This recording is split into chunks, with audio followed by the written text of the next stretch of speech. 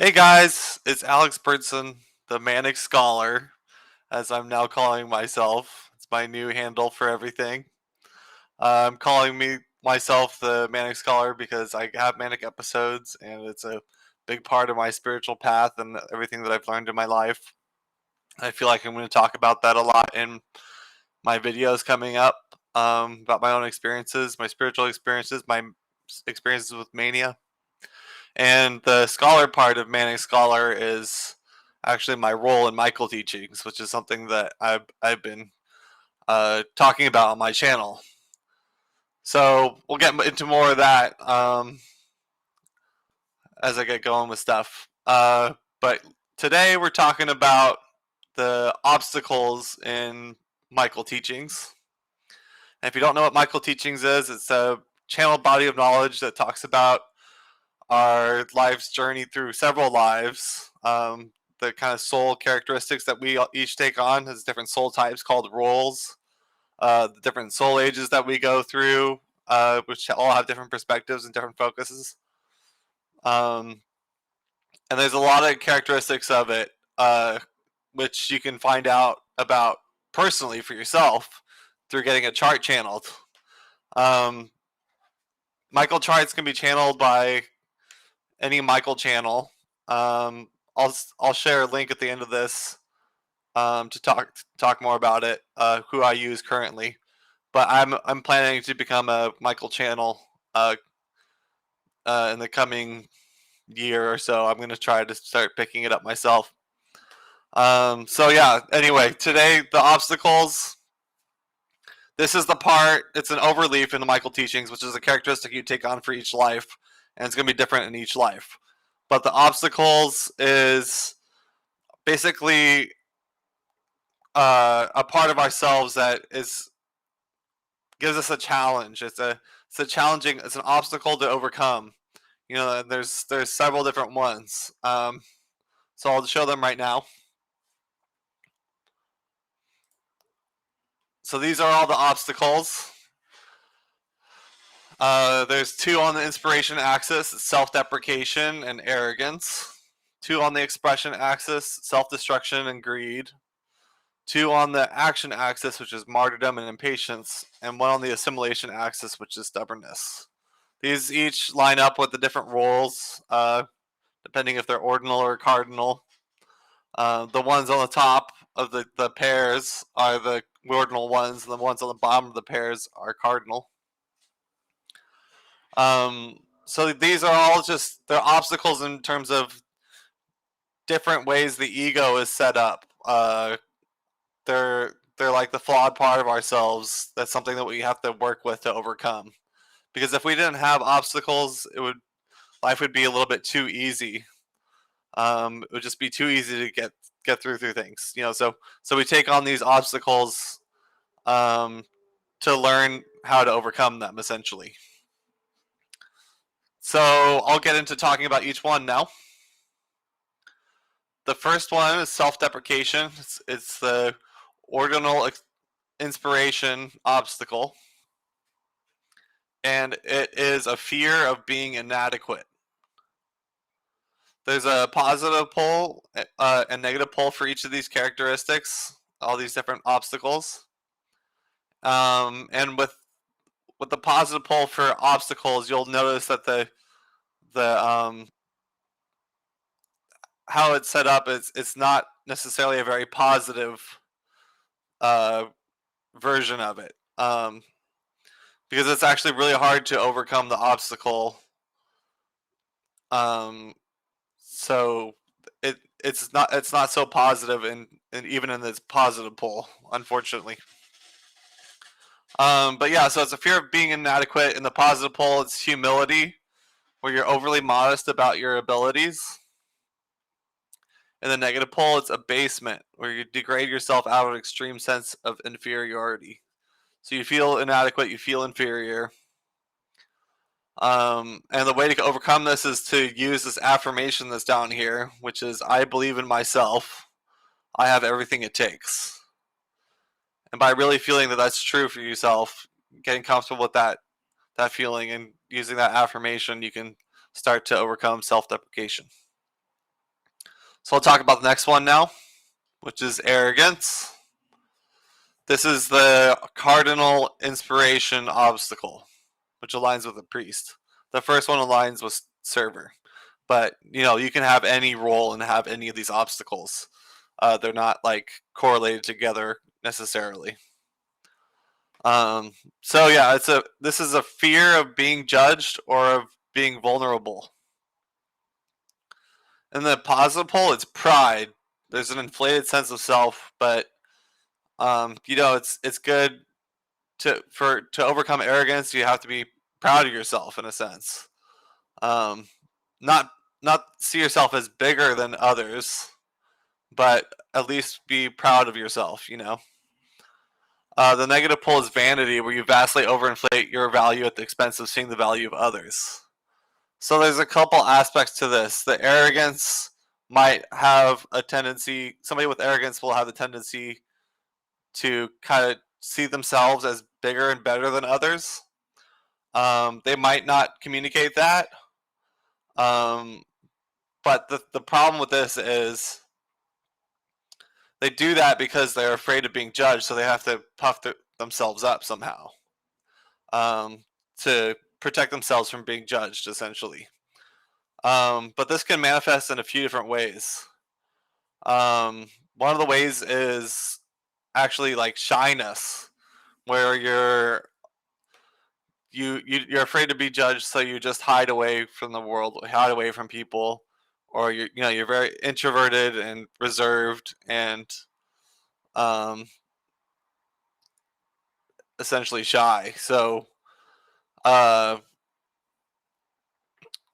the other version of that is a stereotypical arrogance, which is you puff yourself up, you make yourself look big, it looks like you have a big ego, and you're like, I'm the best, I'm better than everybody else. Kind of like that is arrogance in its typical form. Kind of like Donald Trump's kind of arrogance. I believe that's his obstacle, but he has the stereotypical arrogance. Um, so the affirmation for this is, I am safe in my vulnerability. So to really overcome it, it's like I can be vulnerable, and it's a good thing to be vulnerable. So that's like how you overcome it, because um, when you're hiding away, you're not being vulnerable. But it's a good opportunity to learn how to be vulnerable with people and be comfortable in that space, because everybody's vulnerable, really. It's a part of being human. I thought about this one a lot because this is my obstacle, actually. So, and I have the typical shyness one. Maybe when I get manic, it turns into like the stereotypical arrogance sometimes, I guess. Um, but yeah, like I can totally feel like the fear of being judged and of feeling vulnerable, which has been something I've had to learn how to overcome. So yeah, that's arrogance. The next one is self-destruction, which is the ordinal expression axis obstacle. Aligns with the artisan. It's a fear of losing control. So how this kind of what this stems from is typically the person who's in self-destruction has an upbringing where it's really chaotic and there's like no controlling their environment. It's just chaos. So they learn how to be really in control and be really disciplined and work really hard and make sure that they can take care of themselves. But they're afraid of losing control because they don't want to go back into that chaos. So that's kind of the motivation there. Is a fear of losing control. So in the positive pole, it's called sacrifice, where you might take needless risks. And the negative pole is immolation, where you destroy yourself. So you can kind of implode, I guess, through this self-destruction, because maybe you can be like so in control in some moments that in others you just completely lose control. So that's kind of what this is about. Um, But the affirmation for this is that I am safe in the universe.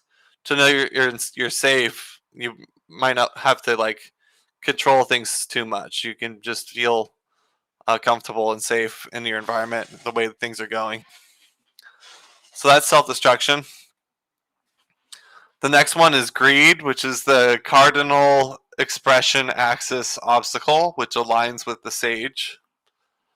And greed is a fear of lack or want, usually fixated on something such as money, food, sex, or attention. So, how this one is kind of described is you kind of have a hole inside that you got to fill up somehow. It's like a lack of love, possibly. It just feels like a hole inside, and so um, you're just encouraged to like get fixated on something, like I was saying, money, food, sex, or attention. Something people become greedy and having a lot more and more and more of it to try to fill up that hole that they're feeling. So that's essentially what it is. It's like having a big appetite, um, because you can't fill up that hole inside. It's just like however much you try to fill it up with stuff, it never like cleans it up. It's just still there. The positive pole of this is egotism, where you put your appetites above the needs of others. The negative pole is veracity, where you have unbridled appetites. The affirmation for this is I am rich in love, which is probably what the feeling is here, is that I don't feel that love, and I'm trying to fill it in different ways. So if you affirm for yourself that you're rich in love and you get comfortable with that feeling, that can counteract the obstacle and its influence. So that's greed. The next one is martyrdom, which is the ordinal action axis obstacle. It aligns with the warrior. And it's a fear of being unworthy. The positive pole is selflessness, where you suffer needlessly in an attempt to earn worth because you feel unworthy all the time. So you just suffer through things. The negative pole is mortification, where you practice extreme self-denial. So the affirmation for this is I deserve the blessings of life. I am worthy of them just for being who I am. So it's counteracting that feeling of being unworthy by saying I am worthy and you deserve the blessings of life. So that's what it is there. That's martyrdom. And this obstacle is impatience, which is the cardinal action axis obstacle, which aligns with the king. It's a fear of missing out. So what this is how impatience is a fear of missing out is because um, you always want to be at some other place, trying to get somewhere else, and you don't want to miss out on opportunities and different things. So you become impatient. Um, the positive pole is audacity, which you're disrespectful while pushing oneself ahead of others. See, it's still negative. Like all these positive pole ones are kind of negative, but the negative pole ones are much more negative. The negative pole is intolerance, where you're testy or rude when feeling delayed or inconvenienced. Um, and notice this one's very action oriented because it's on the action axis. So, like it's saying for the positive pole, you're pushing yourself ahead of others. That's a very action oriented kind of thing. Um, the positive pole, the affirmation for this is I live in the eternal now. I have all the time in the world. So, if the eternal now is, as if you're here in the now, you get used to that, you overcoming the impatience because the impatience is trying to be somewhere else. So, by saying I live in the eternal now and affirming that, you start to overcome the impatience obstacle. So, that's impatience. And then the neutral axis obstacle is stubbornness, which aligns with the scholar. It's a fear of change. So there could be, when somebody has the obstacle of stubbornness when they're growing up, maybe there was a lot of change going on, um, and they didn't feel comfortable dealing with all that change, so they became really fixed in their ways. So they didn't want to change opinions, viewpoints, open themselves up to new things. They would just want to stick with what they're doing, and the way they see things. So the positive pole is determination, where you're unwilling to allow change. So you still negative. And the negative pole is obstinacy, which is unyielding resistance to change despite the pleas of others or extreme consequences. So you have to learn how to welcome change. As it says, the affirmation is, I welcome change. I am fluid, cooperative, and flexible. So this is the neutral obstacle. So how it works with the neutral ones is you can actually slide to any of the other obstacles and try them whenever you have a neutral obstacle. Um, but yeah, so this is learning how to welcome change and be flexible, be fluid, and be willing to hear other perspectives, open yourself to different things. So that's all the obstacles. So on this screen, I have a chart of the percentage of the population with each obstacle. And what I've seen, which is pretty common, is that the neutral overleaf is always, or not always, but very commonly the most common um, overleaf, because it allows you to slide to all the other overleafs of the type, um, and try out different ones, different moments. And the neutral overleaf for the obstacles is stubbornness. So you can see it's 20% of the population has that obstacle. But overall, it's pretty balanced in terms of which obstacles people end up taking on for their life to overcome. Um, there's 4 of them at 15%, which is arrogance, greed, martyrdom, and impatience. And then there's 2 at 10%, which are self-deprecation and self-destruction. So that's it. That's all the obstacles. If you haven't gotten your Michael chart yet, I would recommend getting it from Shepherd Hoodwin. His website is shepherdhoodwin.com/order, spelled SHEPHERDHOODWIN.com/order. I plan to pick up Michael channeling myself at some point, so I'll be offering these services at some point. I'll keep you guys in the loop on that and the progression with that. But yeah, I would definitely check out Shepherd Hoodwin's website and get a chart if you haven't already, because this stuff is there's so much in a chart that you can look at, which it tells you all about um, your soul type, what soul age you're in, what your goal is for this life, the different global job and community responsibilities that you have, and all these different characteristics that you take on for each life and for a whole cycle of a reincarnational cycle. So that's it, guys. I think I have one more video to do in this Michael series of videos, Michael teachings. The next one is the body types. So I should have that sometime next week, probably. And then I've got a lot more stuff coming with different Michael charts from celebrities that I need to share with everybody, because they haven't been shared with the public before. So it'll be pretty exciting to see and provide that information for everybody.